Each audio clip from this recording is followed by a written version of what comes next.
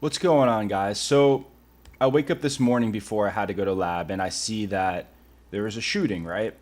Shooting, a targeted shooting upon a GOP whip, the GOP majority whip leader, Steve Scalise, and other Republican senators who were, I guess, practicing for they do an annual softball game. And what really confused me and what really just, I guess, boggled the mind was the absence of I guess, fairness, the absence of cerebral thought, and the absence of logic when covering this story and when covering a lot of these types of stories because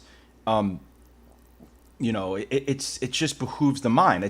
I can't explain this. So let me let me I guess establish kind of my thesis of this rant, so so that my followers, so that the people watching could get I guess a better understanding of my logic. Well, first and foremost, I'm gonna like give the background of this story, and then I'll just connect that to a greater observation of what's going on in today's society, right? Well, so the shooter was James T. Hodgkins, 66-year-old white male. He was a avid Bernie Sanders supporter. And for the record, of course, Bernie Sanders did condone violence, didn't condone any act of violence. So Bernie Sanders did his due diligence. He himself has not been one to incite violence upon society. I actually do have a lot of respect for Bernie Sanders as a. I don't agree with him politically, but I do respect him as a human being because I think that he believes in what he says, and that he would stand up against violence like this, because I do believe, like I said, if he really believes what he says, that I do believe that he has the best intentions, and that does not include killing other politicians to live in that type of place. But anyways, but he's also been a avid critic of Trump. Now, well, you go, well, being an avid critic of Trump, targeting these people, what does this have to do with the greater picture, the greater way our society is acting? Mainstream media, and I'm not saying this, and let me specify this because I'm not being from a conspiracy theory aspect.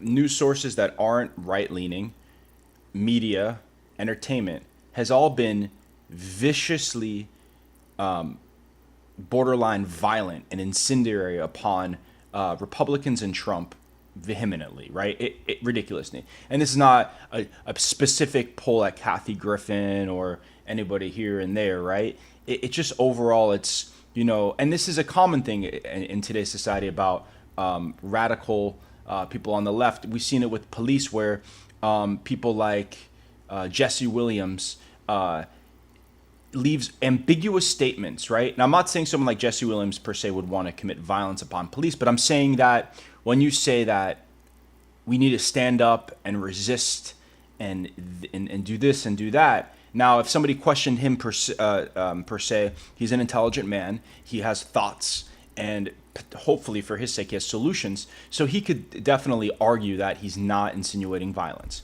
But for people who aren't as intelligent, who may be mentally unstable, it gives them the motivation, and it gives them the, I guess, courage to take out this act, because their frustration and their unhappiness could be filtered through a certain prism. We see this all over because after the shooting, Scalise, Steve Scalise, right, had some ties, I guess, borderline. He met with the Klan member or David Duke back in the day, 20 years ago. So he's definitely not a perfect human being. But a lot of people are, I could, I don't choose to not make, specifically point them out, but they're like, he didn't do enough because, this guy is racist and this guy is not racist, and et cetera, right? But here's the thing. It's like, well, we we're choosing not to look at the root causes of these issues, right? Especially when it comes from someone on the left. Now, here's the thing: we the people that are in the mainstream, they're choosing to not push the agenda of that. There's a anti-Republican, anti-Trump sentiment that leads towards violence, right? Uprising and violence. We see it all over. We see it with protesting. We see it with rhetoric. Now we see it physically with violence. So we're talking about guns now, right? We talk about guns, and that's a common thing where we talk about guns when there's issues that aren't privy, or that aren't they don't push the narrative of those who are assuming that every single act of mass shooting is a white male who is unhappy about his about the country, so he takes a gun and shoots up a school. It's white man. It's white man. It's white man. Yes, this is a white man, but it's not because he's a white man he's a shooting. It's because that something enabled him to do this. Now, I'll give you an example. Omar Mateen, the shooter who was obviously committed the horrific act in Orlando, the Pulse night shooting. Instead of saying that maybe, it was radical or fundamental Islam that gave him the courage to maybe his unhappy life. Maybe he was struggling with homosexuality himself. Who knows? But something gave him the courage to take up arms and go out and do these horrific acts and kill, murder 50 plus innocent people in a gay nightclub in Orlando, right? So they go, oh, homophobic, anti-gun. That's what they go with him, right? On the other hand, someone like Dylan Roof, who was motivated by racial animus, was extremely hateful. Instead of going after guns, instead of going after any other political, I guess, realm, they went at the core of his issue. The core of his issue that they believed, and I, to an extent, 100% I agree, is racism. So what did they do then? Republicans and Democrats worked together to get rid of the Confederate flag from a lot of southern states and symbolisms. Now, people argue that didn't do anything. Now, I'm actually of the mindset, because I'm not from the South. I was born up north. My family's from up north. That I'm definitely not a supporter of the Confederate flag, because to some people it might mean something else, but it does mean a symbol of hate to a lot of Black Americans. So I'm 100%. I supported the taking away the Confederate flag, because they called a spade a spade. They called Dylan Roof a racist, and they wanted to do something because of that. So then they acted legislatively with the media to push the narrative of that. Now, let me establish one other thing, that there, if you look at any statistical evidence, and if anybody wants to criticize my statistics, you could look these up. I don't speak in hypotheticals, or I don't make things up. These are facts. It's about 3 times the ratio of the amount of people that are blacks killing whites versus whites killing blacks. So there's not an epidemic in this country of white supremacists targeting black people. It just doesn't exist. There are people who are that hateful in their hearts that they would do that, but there's no epidemic. So if you want to push that there's an epidemic of this or the other way, you just have to deal with facts. And you could say that has to be of an epidemic on the other sense. So it just doesn't make any statistical sense, right? Now, let me touch the thing. Now, the other thing is, then they'll say specifically, well, the guy in Portland who was talking anti-Islamic rhetoric towards 2 people on a train, and then 2 people tried to stand up for them. Then those 2 people who stood up for them, and rightfully so, and those 2 people are heroes, right? Were killed by this guy. Now they attribute it to Trump, right? Trump's anti-Islamic rhetoric, right?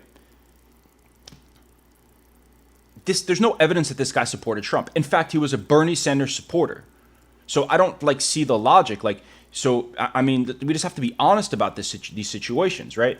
Now, the vague, pretty much this is the summary of this rant, and I know this is not properly constructed.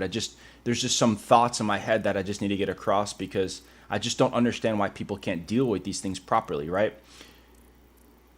The core issues sometimes aren't sexy, sometimes aren't fun to talk about. It's much easier wasting time and trying to delegitimize Trump by hypotheticals with the Russian collusion, which I still haven't seen any evidence, right? I understand that. Then having to work hard to get legislature passed. It's much easier saying rather than rather than addressing issues about how some religious interpretations of Islam, which these are facts, right? I'm sorry, I just have to break this thing. Islam as a whole did not experience a renaissance like Christianity did. Christianity, previous to the Renaissance, was one of the worst murdering, despicable. I wouldn't say religions, because I wouldn't say the same thing about Islam. I would say, I guess,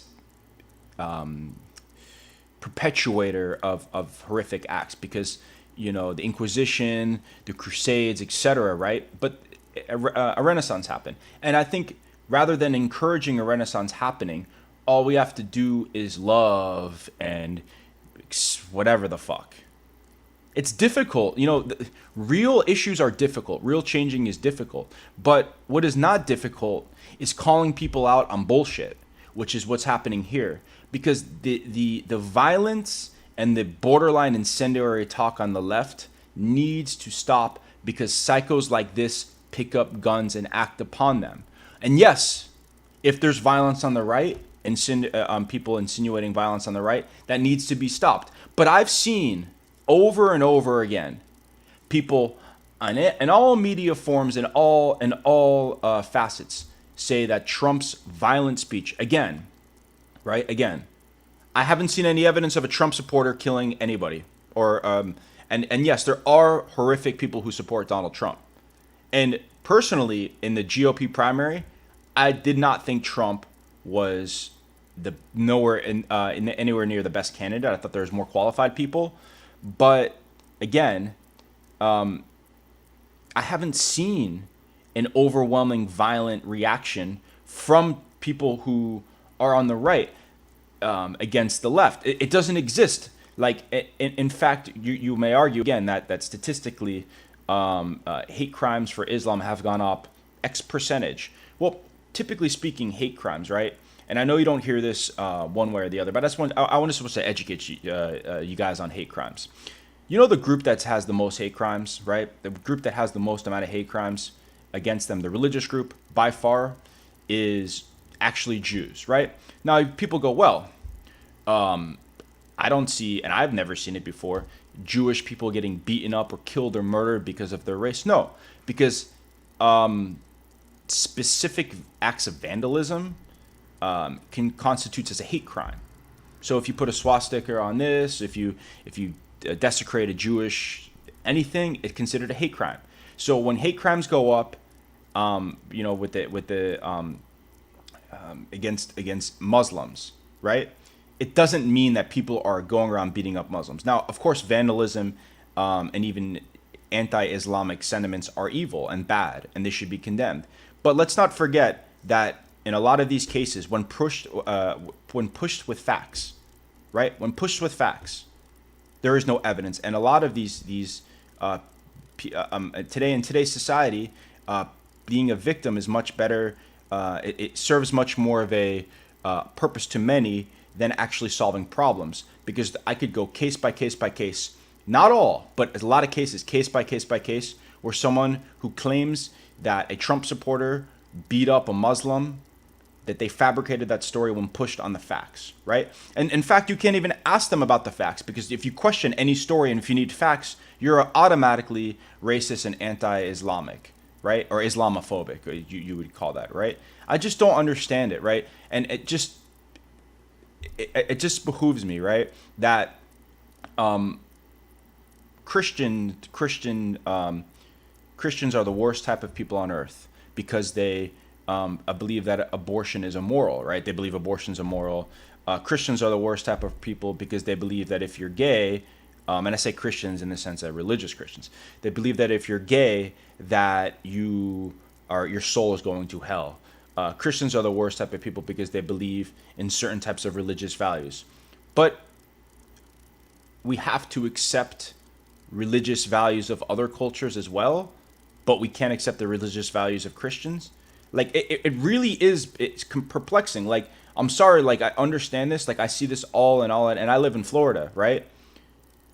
If you are against those people because of religious, I guess, oppression, who are preaching homosexuality is wrong and being gay and homosexuality is wrong, and they picket this and they stand outside abortion clinics and they say that abortion is wrong.